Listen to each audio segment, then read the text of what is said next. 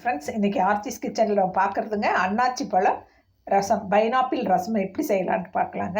அதுக்கு நம்ம ஒரு கப்பு ஒரு 2 ஸ்லைஸ் பைனாப்பிள் எடுத்து பொடியாக கட் பண்ணி வச்சுருக்கேங்க. அதை மிக்சியில் போட்டுக்கலாங்க. பெரிய தக்காளியாக ஒன்று எடுத்து அறுத்து வச்சுருக்கேங்க, அதையும் போட்டுக்கலாங்க.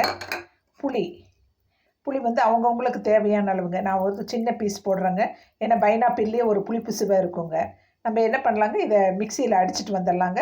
இந்த பைனாப்பிள் ரசத்துக்கு நான் இப்போ ரசப்பொடி தாங்க போட போகிறேன். என்னோடய சேனலில் நான் போட்டிருக்கேங்க, சூப்பராக இருக்குங்க ரசப்பொடி.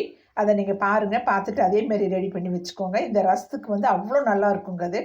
இப்போ இதை நைஸாக நான் அடிச்சுட்டு வந்துட்டு நம்ம ரசம் இப்போ தாளிக்கலாங்க.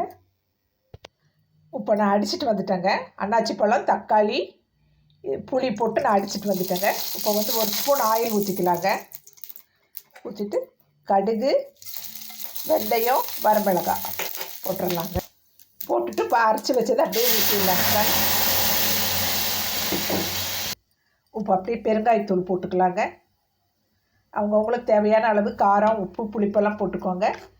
இப்போ நம்ம ரசப்பொடியை போட்டுக்கலாங்க. ரசப்பொடி ஒரு ஸ்பூனுங்க. என்னோடய ரசப்பொடி அவ்வளோ நல்லா இருக்குங்க ஃப்ரெண்ட்ஸ். நீங்கள் இப்போ சேனலில் போய் பார்த்துட்டு அதே மாதிரி பண்ணிக்கோங்க. மல்லி, கருவேப்பிலைங்க, பூண்டு பல்லுங்க. சூப்பராக ரசம் ரெடி ஆகிட்டுருக்குங்க. அன்னாச்சி பழ ரசம் சூப்பராக எம்மியாக இருக்குங்க. அவ்வளோ டேஸ்ட்டாக இருக்குங்க. இது ஹோட்டல்லலாம் ஸ்பெஷல் ரெசிபிங்க இது ஹோட்டலில். நீங்கள் இதே மாதிரி செஞ்சு பாருங்கள். அன்னாச்சி பழ ரசம் அவ்வளோ நல்லா இருக்குங்க. நல்லா உருளைக்கிழங்கு வறுத்து வச்சு சாப்பிட்லாங்க, வடை வச்சு சாப்பிடலாம், காலிஃப்ளவர் சில்லி போட்டு சாப்பிட்லாம். இந்த ரசத்துக்கு அவ்வளோ நல்லா எம்மியாக இருக்குங்க ஃப்ரெண்ட்ஸ். நான் சொன்ன அளவுகளோடு நீங்கள் பண்ணி பாருங்கள். நம்ம சீரக மிளகு போடுறதுனால, நுணுக்கி போடுறதுனால போட்டுக்கலாங்க, ரசப்பொடி போடுறதுனால போட்டுக்கலாங்க. ரசப்பொடி வந்து இதுக்கு அவ்வளோ டேஸ்ட்டாக இருக்குங்க ஃப்ரெண்ட்ஸ். நம்ம சில்லி சிக்கனு, மட்டன் வறுவல் அதெல்லாமே வச்சுக்கலாங்க. ஒரு டிஃப்ரெண்ட்டாக ஒரு ரசங்க, அன்னாச்சி பழ ரசம், பைனாப்பிள் ரசம்.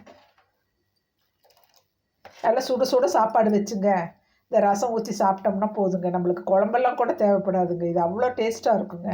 அந்த பைனாப்பிளில் இருக்கிற டேஸ்ட்டு வந்து அப்படி எடுத்து கொடுக்குங்க. நீங்கள் பண்ணி பார்த்துட்டு கமெண்டில் சொல்லுங்கள், எப்படி இருக்குது என்னன்னு சொல்லுங்கள். சாம்பார் வச்சுட்டுங்க, இந்த ரசம் வச்சுட்டு நம்ம உருளைக்கிழங்கு வறுத்துக்கலாங்க, முட்டை ஆம்லேட் போட்டுக்கலாம். நல்லா இருக்குங்க ஃப்ரெண்ட்ஸ். இந்த கொஞ்சம் அப்படியே கொதி வரட்டுங்க. கொதி வந்த உடனே நம்ம நிறுத்திக்கலாங்க ஃப்ரெண்ட்ஸ். உப்பு போட்டுடலாங்க ஃப்ரெண்ட்ஸ்.